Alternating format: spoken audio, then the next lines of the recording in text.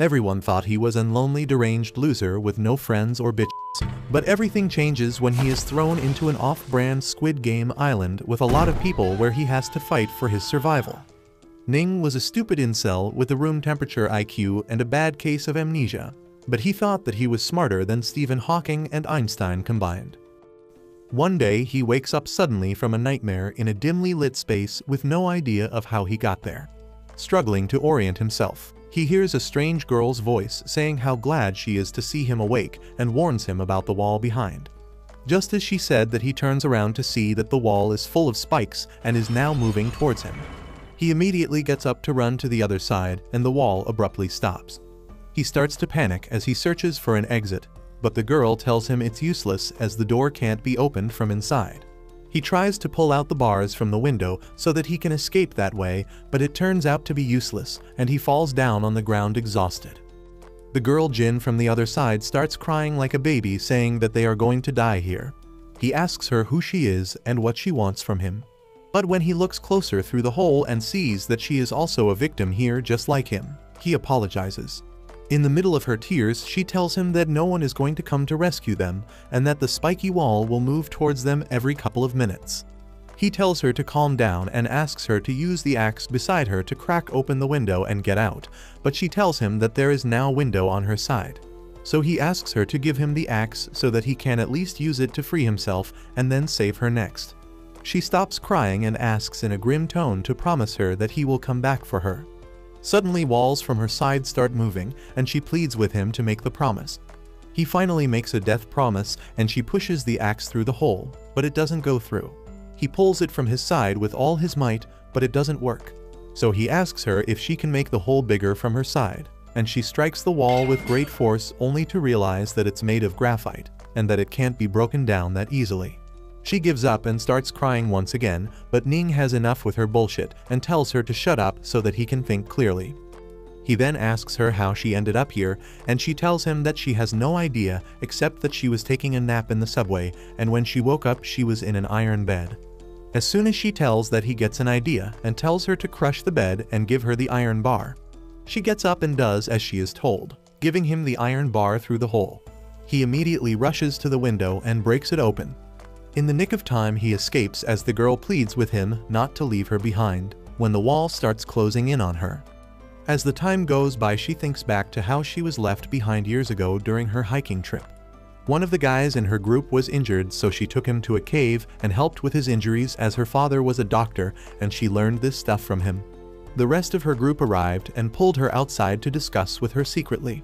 They told her that they have to leave quickly because of the snow, but she refused, saying that one of her teammates is injured and that they can't leave him behind. The injured guy overheard this and shouted at the two other guys for betraying him like that, and in the end the two guys left her and the injured guy to die while they left alone. The days passed and she did everything to keep them both alive and also helped with the wound. In return, he tried thanking her with a kiss, but she rejected him, and when she came back after some time gathering food, she was shocked to see that he too left her behind. At the present, all she could think about is how men have always betrayed her in the past, and starts crying again, thinking that Ning had abandoned her, but to her surprise he breaks open the wooden roof and offers his hand in help. She grabs hold of his hands and they make it to the outside, panting heavily. Suddenly, out of nowhere, she hugs him and says how glad she is that he came back. She introduces herself and tells that she is in first year of medical college before asking about him, but he doesn't answer and asks her to look around. They realize that they are not yet safe and get down from the roof, landing in the balcony of a lighthouse. They see a metal door on the floor leading to an underground tunnel and decide to try it. Ning gets down first and she follows him behind as they carefully get down using the metal ladder. As they climb down, he sees that there are a few missing steps and jumps a few steps down, asking her to do the same, but she is too scared, so he tells her that she will catch her. She jumps and she catches her with ease, but this causes them to accidentally slip and they fall off from the ladder into the sea. As he feels, he gets the same nightmare of drowning, but Jin wakes him and carries him to the surface. Time passes and he is still unconscious, so she carries him to a room on the lower floor of the lighthouse. She checks if anyone is there and turns on the light, only to find a creepy-looking corpse. As she stares at it terrified, she hears noise behind and slowly turns to find a guy with orange hair threatening her with a knife. The guy tells her to go back and put Ning to the ground. She does as she is told and shakes in panic as he approaches her. He asks her basic questions and then about the mummy sitting next to them. She tells him that she doesn't know anything about it, and he finds it hard to believe. He tells her that maybe he questions Ning and stamps him on his finger, waking him up with pain. He asks Ning if he knows the girl, to which he replies that he doesn't, and Jin starts crying saying how they both escaped from the cell blah blah. The orange-haired guy Zhang threatens to stab them with a knife if they don't obey his rules. Seeing the knife almost kill him, Ning cries out that he doesn't know Jin, and she wonders why he is lying. She thinks back to their fall and his behavior, now thinking that something doesn't add up. Jiang asks what's the matter, and she explains everything that has happened so far. She then tells him that the fall must have caused Ning some brain damage, and that's probably why he doesn't remember anything. He tells her to shut up, saying that he isn't stupid to believe in her nonsensical stories. She begs for him to let them go when he was about to finish off Ning. He stops and agrees to her in one condition: if she explains in one word why Ning would risk his life to save her. She starts panicking as the time runs out, and he almost kills Ning. She suddenly removes something and shouts at him to stop before asking how long he knew his oldest friend. He hesitates before replying that he knew his friend for 25 years since he was 3 at an orphanage. He tells her to cut the bullshit and get to the point. She says that if saving another life means one should know the other person for long, then can he be sure that his friends would risk their life to save him? He goes silent, and she continues that if that isn't the case, then it's possible that a person can save another's life even if they don't know them well. He gets up and tells her to shut up, but before putting the knife away. He tells her that his friends will do anything for him and that she is wrong, but he also admits that it isn't true for everyone. After some time, Jin schools Ning on what happened earlier and how he saved her. He can't believe that he actually did that, nor that he can't remember it. Jiang asks him what's the last thing that he remembers, and he tells reading a Playboy magazine in 5th class. They give up and go to examine the mummy. Jin observes that it's humid here and asks how then it's possible for a mummy to be here before grabbing its arms like it was a piece of candy. She examines its arm and tells them that this body was placed here, and with the boys' help she places the body on the floor before further examining it. Jiang guessed that it might be a marine before tearing open its clothes. They are shocked to see that numbers have been carved out in the body with possibly a knife. They wonder what the numbers could mean, but none of them could make sense of it. So they give up for now and talk about other stuff. Jin asks about Jiang, and he tells her that he works for a gang headed by some Don Chine. 3 days ago he was fleeing from a group of punks by boat only to find himself here when he woke up. Jin also tells her story and that she woke up here suddenly after she took a nap in the subway. The two wonder if this is the work of some other gang or the human traffickers, but Ning tells them that it's not, and the number they saw on the body is significantly in all this, before adding that this all seems like some kind of game. Jin agrees and tells that up until now everything is like an escape game and that they should look for clues. Jiang says that he had already searched around the place and found a blown-up staircase. Suddenly Jin notices a scroll in the mummy's ears and pulls it out to find a map drawn inside. They see a place marked with X and also the lighthouse along with few other places and symbols. Ning appears to be shocked and tells them that he has seen this map somewhere before but can't remember. Jiang shouts at him to think hard, but he holds his head saying that it hurts. Jin tells him to calm down and takes Ning to a safe corner and asks if he is okay. He tells her that whenever he thinks about it, he is getting this headache. She tells him not to push himself harder and comforts him. Unable to see their nonsense, Jiang goes out for a smoke. The next he goes to see the two of them sleeping close and wakes them up by nearly kicking them. He tells them that they should leave from here and go to the place marked X in the map.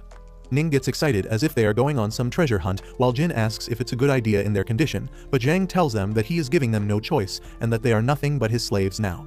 Later they pack their stuff and go into the forest following the map. Suddenly Jiang asks them to stop and examines the ground to find a trap with someone's blood still in it. He tells them that if they find another set of tracks soon, then they should cover theirs. He then tells the two that as his slaves, it's their job to collect food and water secretly. The two immediately go in search of food like the slaves they are, and Ning comes back with some strange wild fruits while she collects mushrooms and herbs. Suddenly Jiang comes out of nowhere and kills a cute rabbit, quoting something about survival of the fittest crap. He then takes them to a cave he found out and proceeds to cook the meat. He eats it all by himself, leaving only the fruits for the Ning and Jin. When he is done, orders her to make his bed using the hay they collected. She gets up and goes to do her master's bidding while he asks Ning to have the leftover meat as he is a guy. He then gets up and proceeds to go inside the cave, warning Ning not to come inside and keep guard. As she makes the bed, he pins her to the ground and she cries in help. Ning hears this from outside and wonders what to do. He runs inside the cave and shouts at Jiang to stop. This makes him mad and he kicks Ning to the ground, but he gets up saying that they shouldn't do bad things to each other because they are a team. Jiang, fed up with his nonsense, simply punches him in the face and throws him down before leaving. It's almost evening, and he goes inside the forest to have his me time. He concludes from the couple's earlier behavior that they are not minions of any gang, and is frustrated that he got lectured by that stupid Ning. Suddenly, he hears a noise asking for help and rushes towards the cave to find the couple have also come out to check the same. He asks them to follow him as he goes after the sources of the noise. They see a man seemingly running away from someone, and Jin, seeing that he is about to fall into the trap, proceed to warn him, but Ning covers her mouth and stops her from doing so. Jiang explains that they can't see the man's pursuer and that something is fishy. He predicts that whoever is chasing that guy is probably the one who made the trap in the first place, and to their shock they see a tribe guy with an axe. As the guy who fell into the trap manages to get up alive with little strength, this tribe guy simply slaughters him like a pig and drags his body away. After the man leaves, Jiang tells them that they should head back to the cave and lay low for a while. Inside, Jin takes a rest while Ning asks him why that man could be and if he is a savage. Jiang simply replies how the heck he will know and tells that this place is more dangerous than he thought. He then offers to guard the cave for night and warns Ning to keep his guard up. The next morning, the couple head out to get food and Ning comes across a coconut tree. He climbs up and throws the coconut down for Jin to catch, but suddenly a rat comes near her. Seeing this, she cries out loud and Ning starts to panic that someone must have heard her. Jiang comes running thinking the savage is back, but when he learns the truth, he scolds them both for being stupid and useless. Suddenly, she runs away saying that she needs to pee, and Ning becomes concerned. After she is done with her business, she hears footsteps and gets scared. Before she knows, something approaches her and she lets out a loud cry, and the boys, hearing this, rush to help her. When they arrive, they see two tribe guys have captured her and pinned her to the ground. Ning desperately wants to help, but Jiang tells him that it is too risky now. As one of the tribe guys takes the axe to finish poor Jian, the boy decides now is the time to fight. Ning rushes to help, but someone shoots the guy with the axe on his head and kills. Seeing this, the other guy fled the scene and Jin tightly hugged Ning after seeing him. Someone approaches them and they look up to see a woman carrying a gun, probably the one who saved them. She introduces herself as Tracy, a member of the police, and tells them to hurry up as the savages might come back. She tells them that she has company down the cliff and asks if they want to join. Jin excitedly agrees, saying that more is merrier. Jiang stops her and asks if she's been to Hong Kong, to which she replies that she hasn't. He tells her that he too hasn't been to the US, but he is pretty sure he has seen her somewhere. She dismisses it casually, saying that it might be someone looking similar to her, but the group is now a little suspicious of her. She bends down to check the guy's wound and sees that he was shot in the back while she aimed for the head. She finds it strange because she is a champion shooter, and there is no way she could have missed, but before she could ponder further, more of the savages return, and the group run to avoid their arrows. Tracy hides under a pit and starts shooting while asking them to head to a creek in the woods. Jiang takes the useless couple where she mentioned. They settle down and fresh up by the poolside, wondering why it's taking Tracy so long to return. Jiang tells that she is either dead or has run away, before warning the two dumbasses that there are more people on this island and that they have to be very careful. He tells them to never speak of the map or the code they found on the mummy's body to anyone else. Jin tells that she is going to what Ning says, but the idiot talks some nonsense about fighting class and ranks as if they are in some video game, before agreeing to Jiang to work as a team, who then asks everyone to make a death vow to follow the same. In a dramatic fashion, the three vows to team up and fight for survival, never betraying each other no matter what.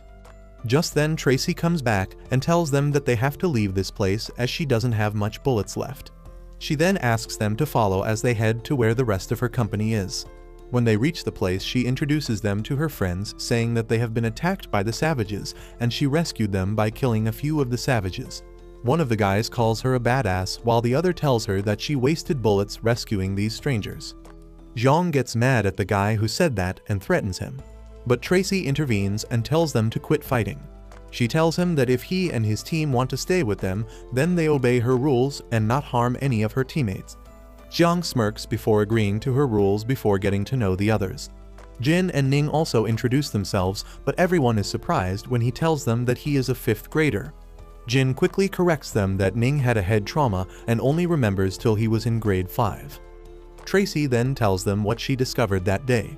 She saw a massive architectural complex that looked sinister, and one of the guys tells that they should explore it immediately, but another guy disagrees, saying that it might be the Savage's hideout. Another guy also agrees to this and says that they should steer clear of it till they come up with a solid plan. They call in for a vote, and it's a tie with Jiang messing up the vote by saying he will wave first and then votes against exploring that area. One of the guys accuses him for being unfair, but he simply says he didn't break any rules, just used a loophole. So the guy tells them that they call for another vote and offers to give a check of $10 million for anyone who sides with him to explore. Jiang accuses of bribery, but he disagrees, saying that it's similar to a politician promising something in exchange for winning the election, because he is doing all this in front of everyone and is not offering it in private, making this a strategy and not a bribe.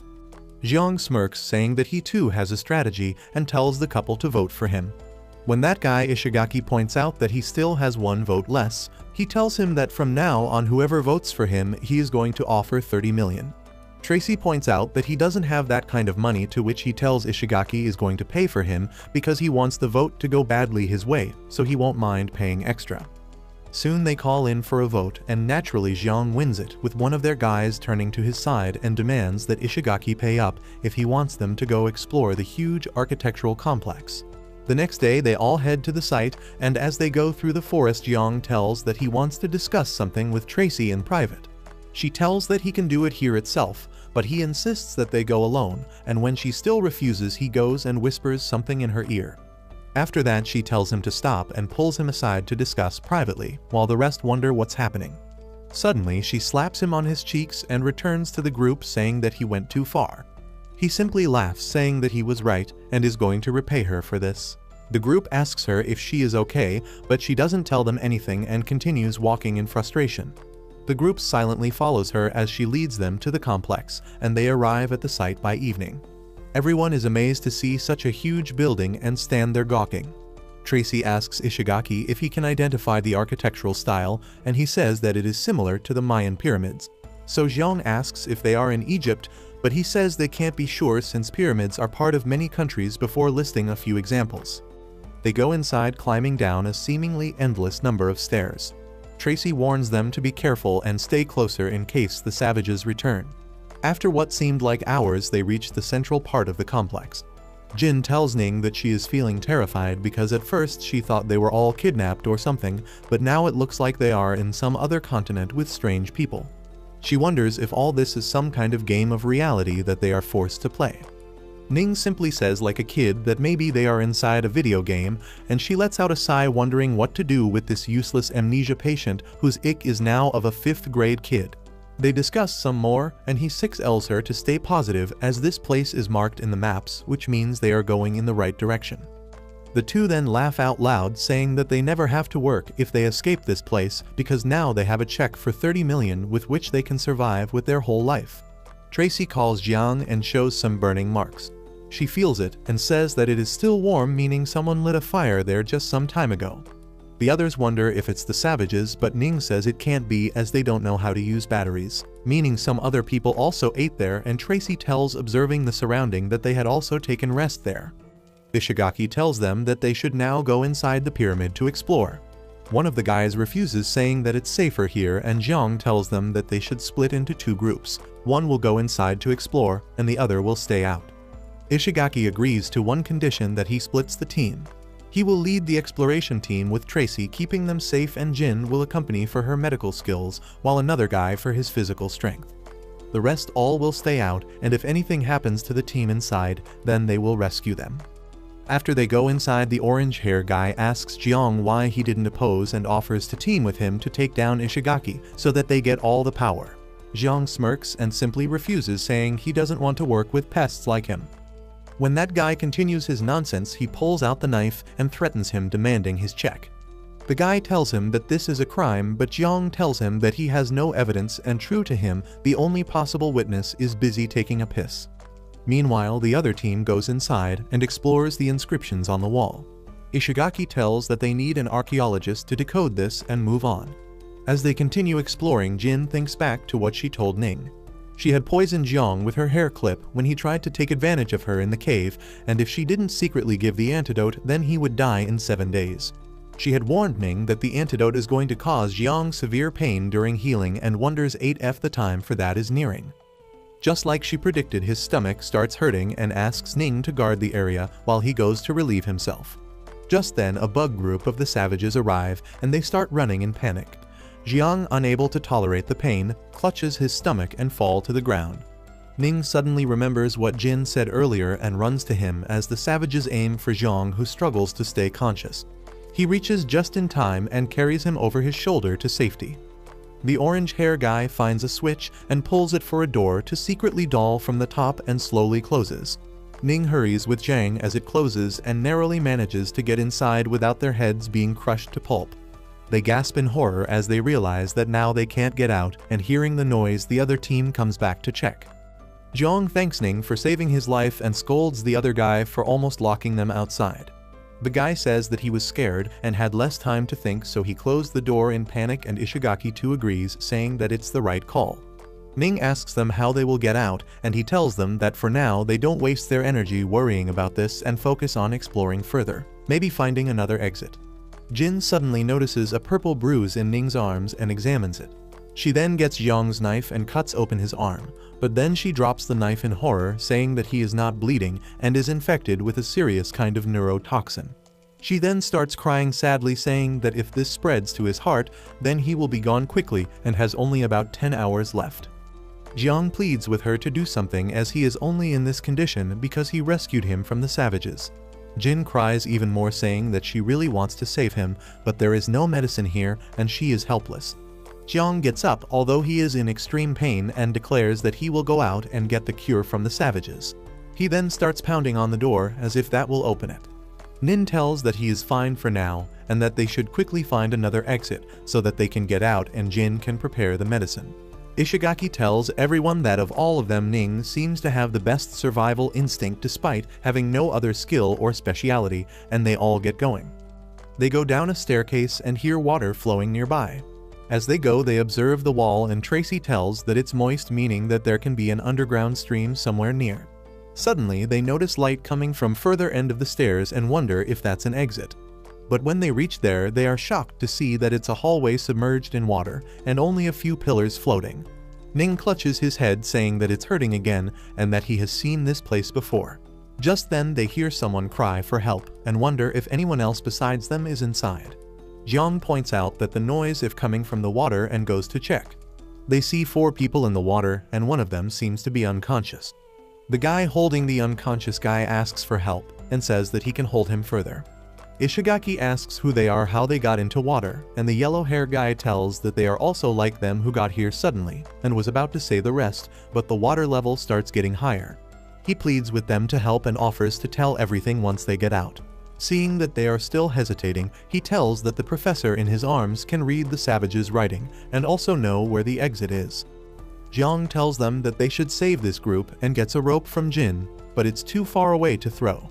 One of the guys offers to do it as he is much stronger than the others and ties stone to the rope, securing it before throwing it in the water. The yellowhead catches it and everyone gets together to pull the group to the surface. After some time, they manage to resume the group and lay the profession on the ground. The yellowhead thanks them for rescuing him and his friend, but Ishigaki ignores it, asking him to explain himself. The yellowhead tells that he is Andrei, a Russian mercenary who is now a member of the Israeli military organization. The ugly fat ass introduces himself as Ding, an artisan, and Ning gets excited like a kid, saying that he loves art. The brown hair girl introduces herself as Cherry, a housewife from New Zealand. Andrei then points to the man lying on the floor and reveals that he is an expert in ancient civilization and can read the inscriptions on the wall. Tracy checks on him and reports that his breathing is normal, just that he is unconscious and will be fine after some rest. Jiang tells that they don't have time for that and asks her to wake him up. The professor gets up coughing and tells that the exit is somewhere only because according to the inscriptions, once they reach the highest point the door should appear itself. They wonder if it's in the ceiling, but Ishigaki says that there are so many pillars here, and if they find the highest one, then they might find the door. Jin asks how they reach there since it's a long way from the surface and they can't swim till there. Andre tells them that they don't have to and explains that there are 4 inlets in this room that open and close at certain times. When it opens, the water level rises and each pillar there has a platform, meaning they have to swim to one platform and then wait for another water level change before swimming to another. The professor says that although they have figured this out, they still don't know which pillar to pick during the water change. They discuss if they simply swim to the highest pillar when the water level rises, but Andre tells them that the water comes at a tremendous force and they won't be able to make it. The professor agrees and reveals that they already tried that and failed miserably, with him getting struck in the head by water force and would have drowned if not for Andre. As they speak, the inlets open and more water comes out, submerging most of the pillars. Andre tells them that they have a 10-minute gap between each water pour and tells them that they have to figure which pillar to pick before the next pour. Ning says that it is very simple and that they should just go in a straight line, explaining that there are many pillars there and that they should start with the 2 pillars in a direct line in front of them. The professor stares at him in shock, like as if he is a mad genius, and tells the others that he is absolutely right. They plan it out that in the next 5 minutes the water will rise to the first pillar and they will swim there, and the subsequent pillars will all be 10 meters taller than the rest, so they have to wait for 2 pours to get to the next pillar, and so on. Which means in 1 hour they should reach the top pillar. They divide into groups, with the strongest climbing the pillars first and pulling the weak one up using the rope one by one. The orange head argues that the last one being pulled up will be more in danger and suggests that they draw lots to decide the turn, but Jin disagrees, saying that if the weakest one like Ning is in the last, then he won't make it. To this he simply says that he doesn't care if Ning dies, and Zhang gets mad and kicks him, drawing out his knife. Andre and Tracy both pull him back and point their weapons at him. Ishigaki warns him not to harm any of the teammates and says that they don't have any option but to draw lots to determine the order of who is being pulled. Unfortunately, Cherry gets the number 8, meaning she will be the last to go, and Tracy goes to comfort her, but Ishigaki trades in for her, offering to go last while she goes first. She thanks him and the group starts executing the plan. When the water reaches to their surface level, they start swimming, with Andre climbing the next pillar first. He then throws the rope down and Ishigaki helps Cherry to hold it. Andre then pulls her to the top while Jiang and the other guy climb on their own.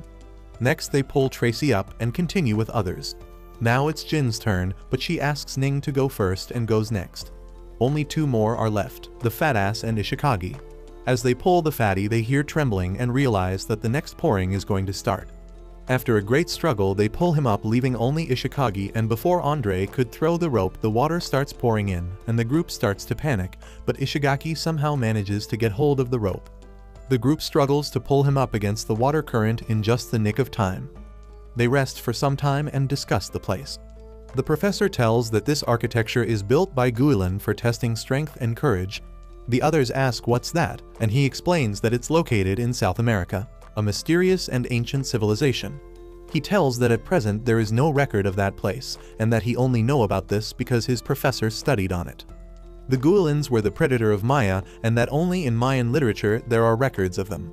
Ishigaki asks if it means they are in South America, and he says that it's highly possible, before mentioning that a place very similar to this is documented in the ancient Mayan literature.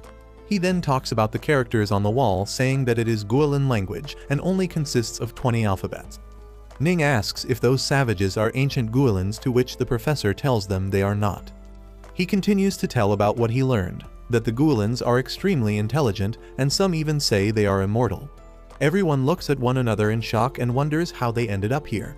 Ishigaki asks how Mayan defeated the Guilins then, but the professor grimly replies that they never did. One day both the island and the Guilins living in it mysteriously. Suddenly Ning gets another headache, and he says that he already heard this from somewhere but can't remember. Jin comforts him, saying not to worry as they will get out soon and can find the cure for him. Just then the next pouring comes and they start swimming to the next pillar, and similar to the previous time, they make it to the top with rope. They congratulate one another for teamwork and getting better at this. Suddenly the fatty notices a gate and points to the others. The professor wonders how that's possible as they haven't reached the highest point yet. He repeats what the inscription said, that he who reaches the tallest pillar will be shown the opening to the altar. He says that this must be the real exit, and Ning adds that if they get there they only have 5 meters to climb, or they have to wait for the next pouring to swim there. Andrei quotes some Russian saying and says that it is best they stick with the original plan. Ishigaki too agrees, saying that it's possible, even if it's the real exit, it might not open until they reach the highest point. Ning however points out that by the time they reach the highest platform another pouring will come that will submerge the current one, including the door. They all agree that with this pouring, it will be next to impossible to get to the exit. Tracy mentions that the hallway that they came in was moist, meaning that the water must have gone there at some time and must be circulated. Ishigaki predicts that when water comes to a certain level, a drainage structure must be activated. Tracy says that first they reach the high platform, and Andrei adds that if this is the real exit, then they will swim from there to here ASAP. They all agree on the plan and head to the high platform, with Andrei reaching there first. He announces that there is a gate there and starts pulling the others up. When Zhang was climbing the platform like earlier, he accidentally trips and falls, causing the other guy also to fall with him. Andrei shouts at them to quickly climb back and pulls Cherry to the platform first. When she sees the door she becomes dazed, moving towards it, and notices a hand impression. Tracy, as she climbs up, sees her about to touch the door and shouts not to do that. But it's too late, and she pressed the door, which caused it to flip, and she went to the other side. Suddenly the gate at the below platform opens and everyone questions what's happening. They all get to the top and discuss the issue and wonder what happened to Cherry, as the door at the below platform was fully flooded. They plan on finding the door and rescuing her, but the professor says that it won't be possible, as the inscriptions here mentions that only when one of the warriors sacrifices himself the gate to the altar will open. Shocked at this, they wonder what to do next, and Ishigaki tells them that the door below must be the real exit, as it opened the second Cherry went through this door. They question the professor how they will get there as it is fully submerged, and he tells them that after pressing the button the water won't rise anymore, meaning till next pouring the drainage system would be activated and the water level will get low. The other guy gives an idea that since he is the fastest swimmer, he will get there first and secure the rope in a safe place, and they all can hold on to it to swim there. They all agree, having no other choice, and go with the plan. As the drainage system activates, it creates a vortex, and they hold on to the rope tightly to keep balance. Fatty struggles to hold on to the rope and almost gives up, slowly slipping into unconsciousness. As he blacks out, he thinks about how badly he was bullied as a kid for stuttering. That time Master came and gave him hope, saying that he too has a stutter, but not anymore. It was because he worked hard constantly to overcome it, and advised him also to do the same. This memory makes him not give up and doesn't let go of the rope, holding it for his dear life. Finally, they get to the platform and rush through the door. It leads them to a dimly lit hallway and sees something strange. The professor examines it and says that it's snake skin, and judging from the skin, it must be 100 years old. Ishigaki looks around and sees human skeletons laying around, remarking that this place is extremely dangerous. Suddenly Ning starts babbling nonsense, and Jin tells that he is having a high fever, so they need to find him the cure soon. Andrei goes to help her carry him when suddenly Tracy asks the group to look ahead, and they find the altar, but nothing indicates that they ate any closer to the exit. Zhang rushes to find any clues for the exit despite others' protests. The others also follow him and reach the top of the altar, where they find a gate. The professor warns everyone to be careful, as there might be traps, and goes to observe the inscriptions on the wall. Zhang asks what it means, and he reads it, saying that humans once betrayed gods, so gods cursed them, and from then on humans had to provide sacrifice to the Python god. After reading, he asks someone to lie on the altar, and Tracy goes to do that. As she lays on it, the gate starts opening and Zhang is about to go through it, but the professor stops him, saying that the altar is a place where humans show gratitude to the gods, and the ritual requires sacrifice. To demonstrate, he asks Tracy to get up, and when she does, the gate immediately closes back. He tells that for others to survive, one of them should sacrifice themselves and be left behind. The other guy asks if they can place a rock on the altar for the gate to open, and they all agree to try. Everyone goes in search of a big rock, and Fatty calls everyone, saying that he found some rocks. The other guy goes to lift a big rock, but as he picks it up it crumbles under his hands and he falls back because of the impact. The professor addresses the group that the rock here has been for too long and has weathered, so they have no way of moving it. Jiang goes to the table and knocks it with his knife, saying that it's solid, but he can't move it by himself. Ishigaki tells them that they have no choice now but to leave someone behind. The Yellowhead tells that it's obvious that Ning should be left behind as he is sick and Jin disagrees with him. But he keeps on insisting, saying that Ning is anyhow useless as they can't be sure if they will get the cure or not, and they don't know what lies outside. However, Ishigaki too agrees, leaving everyone shocked. They decide to call in for a vote, and the result is Ning will be left behind, but Jiang pulls out a knife, saying that anyone who decides to harm Ning will have to get through him first. The Yellowhead asks Andre to put Ning down, but he refuses, saying that as a soldier he will never abandon his comrades. Jiang then approaches the Yellowhead and beats the shit out of him, saying that he should be the one to be left behind. The others don't complain, and in the end they leave him behind to escape through the door. They run through a dimly lit passage, wondering if they are going in the right way. As they run, the professor thinks how Jiang has a good grasp of psychology, and how everyone thinks knowing too well that no one liked the Yellowhead and used it to his advantage. He also seemed to have known that Tracy wouldn't interfere unless she wanted to kill him. Just then they find the exit door and push it open to finally make it outside. Everyone rejoices and thanks one another. Jin looks around to find herbs for making the cure. She says that usually the cure lies next to the venom and hence might be somewhere close to the snake's nest. They lay Ning on the ground while she examines him, saying that he is becoming stable and needs to rest a little longer. Jiang takes Andre's help to carry rocks so that they can go back and rescue the Yellowhead, while others split to do various tasks. Fatty and the other guy will find food. Tracy will guard the area while Ishigaki and the professor will make weapons using tree branches. Meanwhile, the Yellowhead wakes up on the altar and notices that everyone is gone. As soon as he gets up, the exit closes and he starts crying in panic, banging on the door as if that would save him. Suddenly, he hears a noise from behind and sees something huge come up from behind and cries for help. Outside, Ning finally wakes up and slowly opens his eyes and tells them that his head hurts, so Ishigaki tells him to take more rest. As Andre and Jiang continue with their task, they hear Yellowhead's cry for help and wonder if something terrible has happened inside. Meanwhile, Jin tells how glad she is that the medicine worked when Ning gets up and sits. Suddenly, they see Fatty rushing to them, and behind there is a large, deadly python chasing after. They all rush to safety while Tracy comes swinging like Tarzan and shoots the snake, saving the Fatty. She asks what happened to the other, and Fatty tells that he fell off a cliff while running. The snake continues to chase after them, but luckily Jiang comes on time and kicks it away. The snake gets up furious and attacks him, but dodges it and strikes its head with his knife. The snake shakes him off and he falls from the cliff. Ning starts crying and is about to run to him, but Ishigaki stops him, saying that there is a lake below, so he will survive. Just then, the snake retreats back, and they wonder if it's because it's heavily injured. Down the cliff, Jiang survives the fall and rushes the other guy from the lake. He pumps his chest, and the other guy wakes up coughing water. As he thanks Jiang, he notices something on his arm and points it out. He was about to rip the giant leech from his arm, but the other guy tells that he can't do that and needs fire. So he takes out his lighter and burns it, saying that he got really spooked. This time, however, another leech gets to the other guy's shoulder and he removes his shirt. Jiang is shocked to see that there are so many leeches all over his body and kills them off one by one. They decide to now find the other before they find themselves under more leeches. Suddenly, purplish bubbles start flying around them, and the other guy tells him to keep his hands off, but Jiang does the exact opposite and starts poking the bubbles. This releases a sweet fragrance, and the two suddenly collapse in the ground. Meanwhile, the rest of the group go through the forest and also find the purplish bubbles. Jin warns the others not to touch it and that it's air mass coagulated from the miasma in the valley. Just then, Ning notices Jiang and the other guy on the ground and rushes towards them. Fatty notices blood marks on the other guy's back, but Jin says that's just leeches, nothing to worry for now. After some time, the two get up and Ning warmly greets Jiang. The group gathers around and discusses recent events.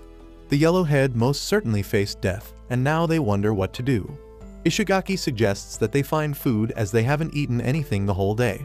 Suddenly, an arrow shoots near them, and they find themselves surrounded by the savages once again. They take a defensive stance as the savages approach them, and the professor translates what they are saying. It seems that the savage's leader is asking them to stay put for now, and the professor decides that this is the time to negotiate.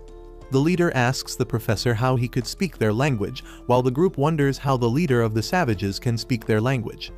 The leader asks what's their connection to the one-eyed man who can also speak in Guilan, and the professor is shocked that there is someone else who knows this language besides him. The leader threatens him to speak or be eaten, and the professor tells that he is not sure who the leader is talking about. The professor says that he learned language from his professor who died many years ago, but when he lived he was a one-eyed man. As the group walks, they discuss the professor's mentor who got a double degree in archaeology and medicine. Ming tells Jiang that his arm is becoming, and they discuss whether the savages are taking them to their shelter. Jiang says that he checked the map and that the villagers' place is located on the same way they are going. He then whispers to Ning that when the time is right they will flee together. Fatty asks the professor how it's possible for the mentor to have come here when he died a long time ago. The professor tells them that it is impossible since he didn't leave France for a long time before he died, and he knew this because he was there by side almost every day. Tracy tells him not to worry too much and focus on the task at hand. When they reach the savage's place, they see lots of those people going about their life. Fatty tells that he is scared, but Ishigaki tells him to put on a smile and act normal. The leader of the savage tells them that if they manage to heal their father, then they can go, otherwise they will be eating their entire village. Jin and the professor go after the leader, but as soon as he sees her, he starts cursing how a woman can heal their father and she will kill him. The professor tells her that Guilin had a strong perception on males' superiority over women who are forbidden to do anything other than playing the housewife. The professor tries explaining to the leader that only Jin can cure his elder son, but he doesn't believe him and threatens them. Just then another savage with only one hand arrives and says something to the leader. The professor translates that he is asking the leader to let Jin give it a try. So they finally go inside and see many savages resting. Wright tells the professor that the old guy spiked their language better than the leader. The professor tells her to shut up and be quiet as they come close to the chief. After examining him for quite some time, Jin finally diagnoses that the chief has malaria and tells the group that people with malaria will suffer from various complications such as amnesia. Ishigaki asks what the treatment is, and she tells the treatment is simple. They have to keep him hydrated, give quinine orally, which they can extract from the cinchona tree. Its bark is the major raw material of quinine extraction. Ishigaki says that this tree usually grows in dark and humid rainforest areas. Since they are in South America, it should be in the rainforest close to them. The professor tells them that the chief has agreed to send 3 of them to the forest to search for the herbs, while the rest stay here as hostages, and if they don't come back with any medicine before tomorrow sunrise, the rest will be killed. They discuss and come to a conclusion that Jin should definitely be part of the 3 since only she can identify. Next, Tracy will accompany her to keep her safe, and the third will be Andre, who asks Jiang for his knife. Ning tells him to give the knife since they won't be needing it, and he agrees, giving the knife to Andre. Later, Ning asks Jiang will the 3 be okay, but he simply tells that he doesn't know before praying to God. The professor looks at more inscriptions and says that these savages worship Gula Naga as their god, and every time there was a large outbreak of malaria they were helpless and in fear of death. They called it the Curse of Gods, and when this happened they brought the infected to the altar as offerings to Gulen, but 10 years ago a group of soldiers killed and trapped these people. They all vanished into some volcano until one day the one-eyed guy who they think is the professor's master walked out of the mountain alive. He had known the Gulen and also cured them. That's why when the savage saw one of them speaking the language they kept them alive, so that they could cure the chief. It was said that one-eyed man stayed here itself the rest of his life and became part of their community. That's how few of the savages knew their language, and one day the one-eyed man disappeared when mysterious ships came to this land. Meanwhile, Jin and the others are looking for the tree in the midst of rain. Andre asks how it looks, and Jin describes that it should just be 5 to 15 meters in height and looks special. Like from far they can see a mix of green and red. Suddenly Jin shouts that she found one, and they go after it. Meanwhile, the professor tells that it's possible his mentor isn't dead, and Ishigaki asks how this is possible as he has been to his funeral. The professor says that archaeology work needs a lot of money and support from the nation, and the Golan wasn't that famous. Hence the research was disrupted until one day his mentor reopened the project, and when he asked him who funded the project, his mentor said it's some private organization with whom he has an agreement on, and kept the rest of the details secret. Part of the agreement was blood donation after death. That's why the body wasn't burned or buried and instead was taken away by the organization. But now he suspects that his mentor is alive and could have faked his death with his knowledge of medicine. He recalls that 2 years before the mentor's death, he had gone to visit him and found his dog laying on the ground dead, and when he told him that he didn't seem much concerned. Instead, he injected something to the dog and said that modern medicine can control life and death as the dog acts back looking perfectly fine. He had told him that he was experimenting on a drug that could fake death, and when asked why, he had simply said for fun. Hearing all this, Ning gets an idea and says that the answer to his mentor's death is the key to their current dilemma as to why they were all brought here. He asks who was that mysterious organization that sponsored the fake death drug, and who are the civilized people that came here before them, and what did they do in the volcano. First, they need to cure the chief so that they could leave the place and go to the volcano, because only there they might find all these answers. Meanwhile, Jin and the others collect the bark of the tree to prepare the medicine when suddenly Tracy points a gun next to Andre and shoots. He turns to see some strange creature leave, and she tells that it was about to attack him. Jin shouts at them to look where she is pointing, and they see more of those monkey-like creatures around them with red eyes. Back at the cave, the savages come and take the others, although it's not yet sunrise, and Fatty pleads with them, saying that Jin and the others will be back with the medicine soon. When the savages bring them to their execution place, Fatty cries in fear and his pants.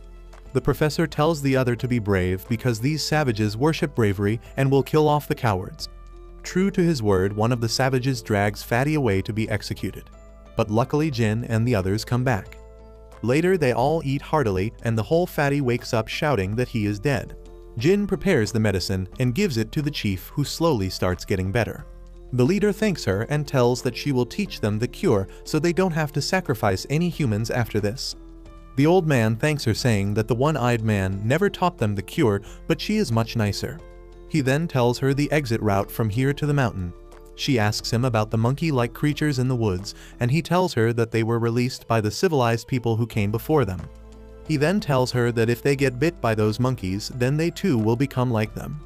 Later, she tells all this to the rest of the group, and the professor tells that this is beyond any science that he has seen or heard. Ning suggests that these monkeys might be the result of the experiments created by the private organization for creating immortality. The professor feels shocked and betrayed by his mentor's skills. Ishigaki comforts him. Everyone decides to check the mountain so that they can find an answer soon. The next day, Xiang goes fishing with the savages and manages to capture a tiny fish, while Jin teaches the old man how to cure cold and cough. Xiang, seeing the old man smoking, asks him for the pipe, but the old man tells that it might be too strong for him. True to his words, he passes out with just one sniff, dreaming about beautiful girls. The old man laughs and tells that he will wake up at night. Later, they all join the savages at their festivities and have fun, but as soon as they have the wine, they are shocked to find it too strong and hot. Jin gets drunk with one sip, and the leader laughs, asking all of them to have fun. Ishigaki asks him if he can arrange a guide so that they can explore the volcano tomorrow, and the old man offers his service. Andre sees the savages having an archery match and decides to participate. The leader offers him the one-eyed man's crossbow if he wins, and if he doesn't, he demands his hat in exchange. The match begins, and the leader goes first, aiming perfectly at the log. Andre goes next, and before starting, he pulls out his hat, revealing long ladylike hair, and gives it to the leader, saying that no matter who wins, he can have it. He then shoots with the crossbow and pierces through the leader's arrow with ease, winning the crossbow. He then takes out another hat from his pocket and wears it to cover his hair. At night, Zhang finally gets up and goes outside to find everyone having fun. Suddenly, he hears a noise and goes after it to see the zombie monkeys hurting one of the savages. He cries for help, and Ning arrives in time to warn that the monkeys are aiming for him. The leader and Andre also arrive, shooting those monkeys with their arrows. When Jin goes to help the injured savage, the old man stops and tells that it's too late, as he will turn into those monkeys soon. The leader carries the injured savage body and goes to dismember it before burying it, so even if he turns into a zombie monkey, he won't be able to come out. But before the leader could do it, the injured savage wakes up and bites his hand before escaping. When the others come running and ask about his hand, he tells them that he fell off and got hurt. The other savages search for the injured while Jin bandages the leader's hand. She tells him that the wound looks more like a knife wound than scratch, and he looks away.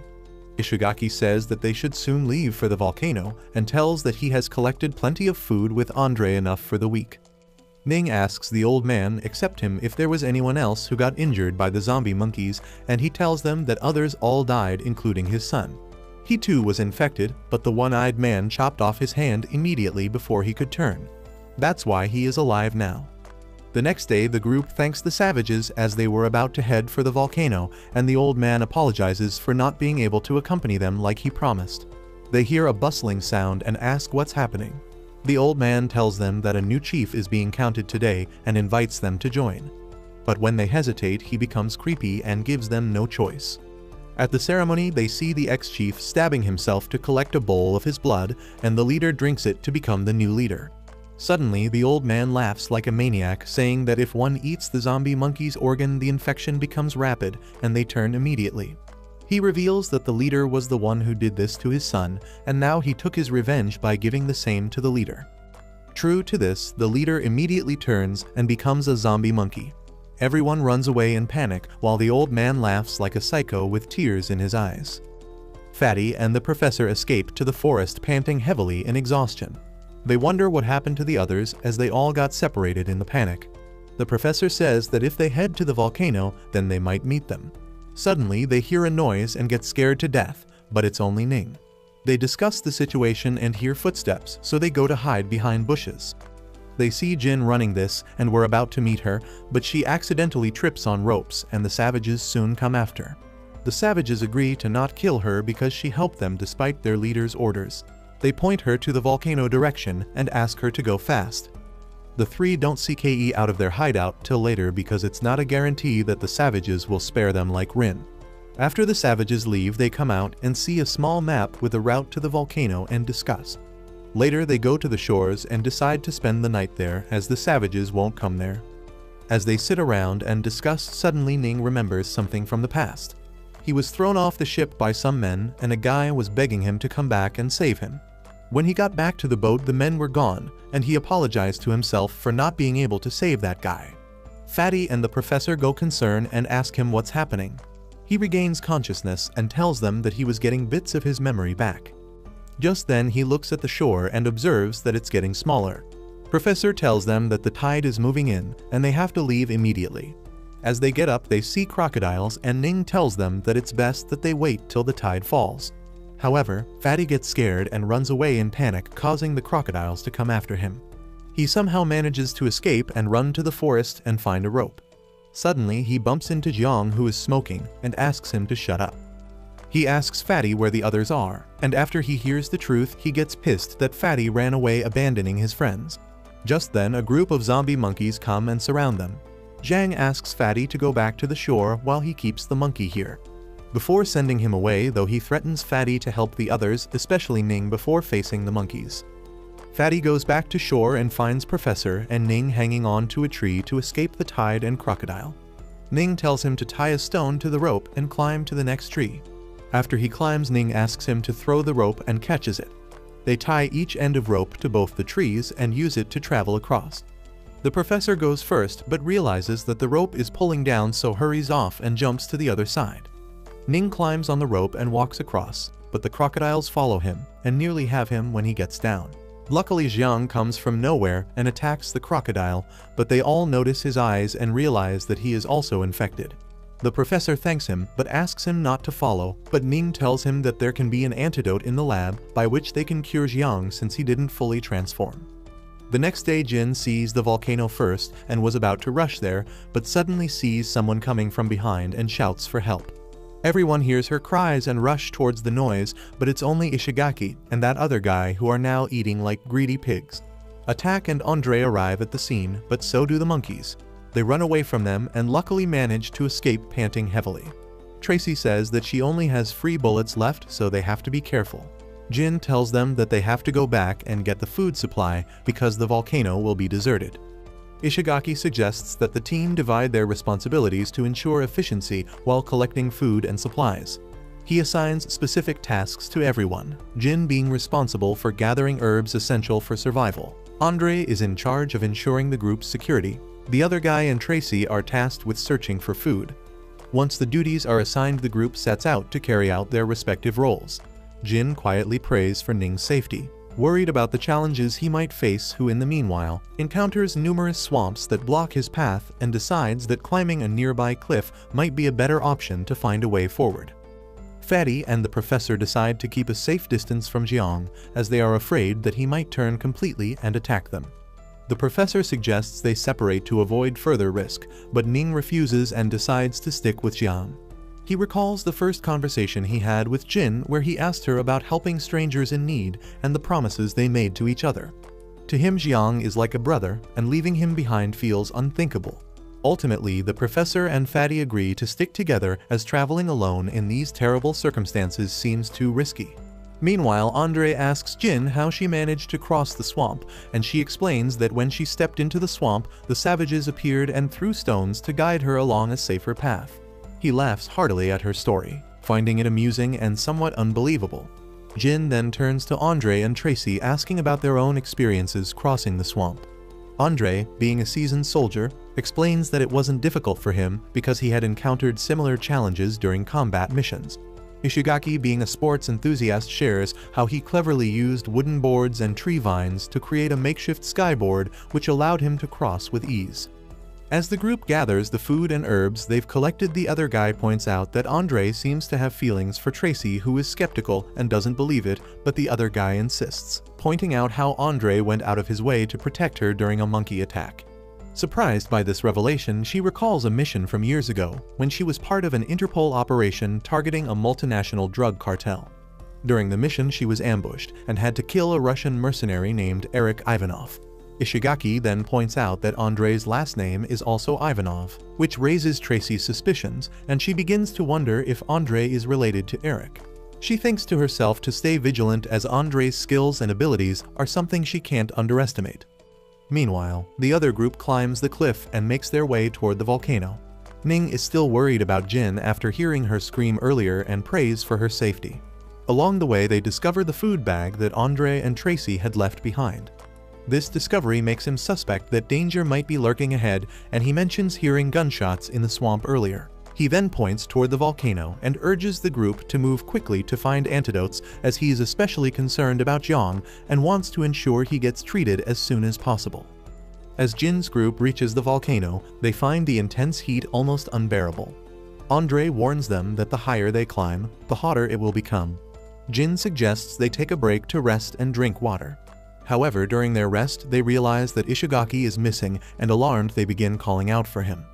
Andre decides to search for him alone, but shortly afterward they hear the other guy's voice calling out, only for him to disappear as well. Tracy grows suspicious of Andre, leading to a heated argument between the two. Their argument, however, is interrupted when they hear Jin scream, and they rush to help her, finding her trapped in quicksand. They manage to pull her out, and not far from the scene they find Ishigaki unconscious as well. The other group also arrives near the volcano, and Jiang starts to feel dizzy and disoriented, struggling to keep up with the group. Ning encourages him to stay strong and suggests taking a shower in the hot water nearby to help him recover. The professor notices the area's abundant geothermal resources, which surprises him. However, while showering, the professor starts shivering uncontrollably despite the heat, and his condition quickly worsens. Ning suspects that he might have acute malaria and remembers that Jin has the herbs necessary for treatment, and resolves to find her group as quickly as possible. Meanwhile, Jin tends to the unconscious Ishigaki, and the group is running low on food supplies because he accidentally dropped their food box into the water. Andre and Tracy decide to search for food, but the other insists on joining them, saying that Ishigaki's earlier advice not to leave Tracy alone with Andre.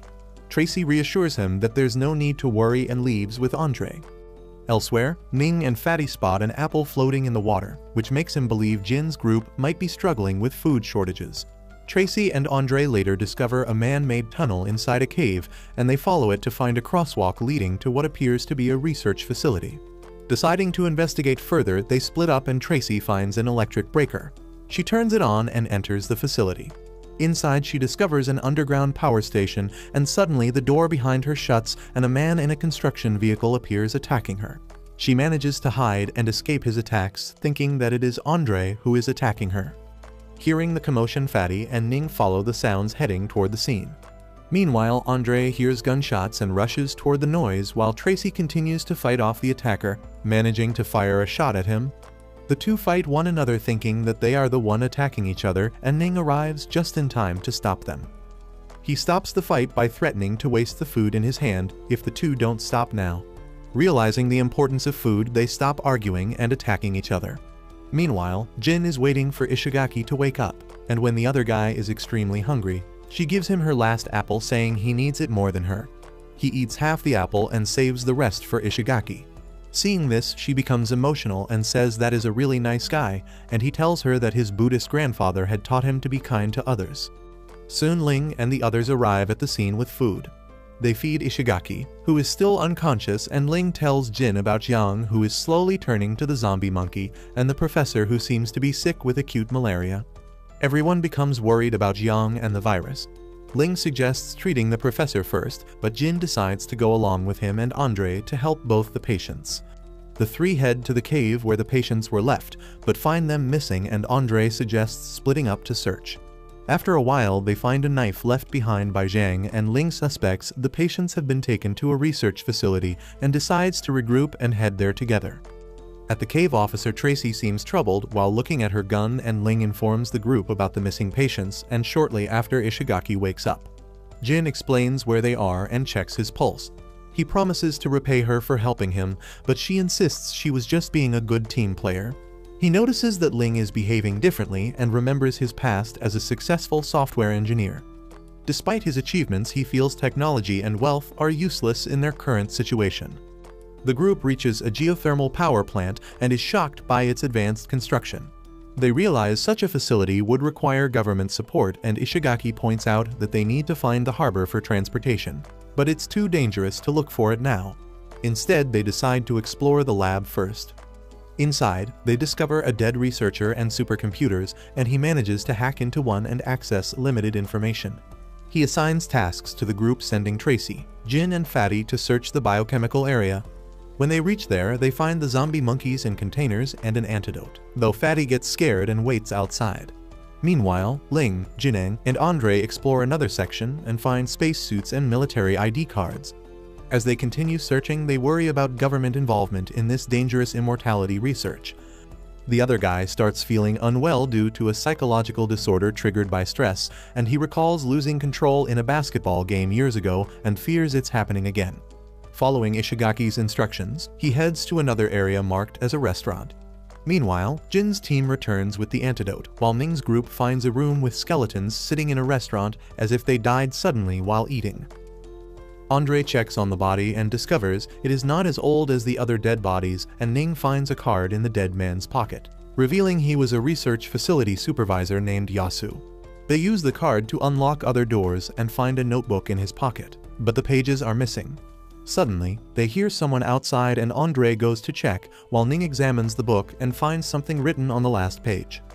Meanwhile, Jin is disappointed by the experiments conducted on humans, while a figure is watching them from behind a pillar. Tracy tells Jin that in this world, only the powerful matter, and the poor are exploited. The figure behind the pillar throws a grenade at the team. Tracy and the others lie down to avoid the blast. Tracy hides Jin and Fatty under the stairs and warns them about someone who wants to kill them. She suspects Andre is behind the attack, but the others disagree. She shows them a door and explains how they can escape while she covers them. Fatty, who has the access card, decides to make the first run despite the danger. He gathers his courage and starts running, but an arrow hits him in the neck. He continues to the door and opens it for the others to pass through. As the ladies escape, another grenade is thrown at him, killing him in an explosion. Jin cries for him, but Tracy pulls her away to keep moving.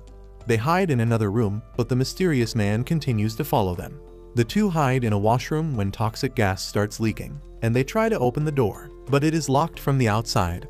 Unable to bear the gas, they fall unconscious, and the mysterious figure arrives, taking them. Meanwhile, Fatty and the other guy reach the control room and ask Ishigaki about the situation. He reveals that it was Andre behind the attacks and is taking the unconscious women with him in a trolley. Ishigaki believes Andre is working without getting captured, and on the monitor, they see that he is in control. Ning decides they should first find Andre's location before attacking. He gives the notebook with some numbers to Ishigaki, who believes they may be a password to a supercomputer. He enters the numbers, unlocking areas that were previously inaccessible.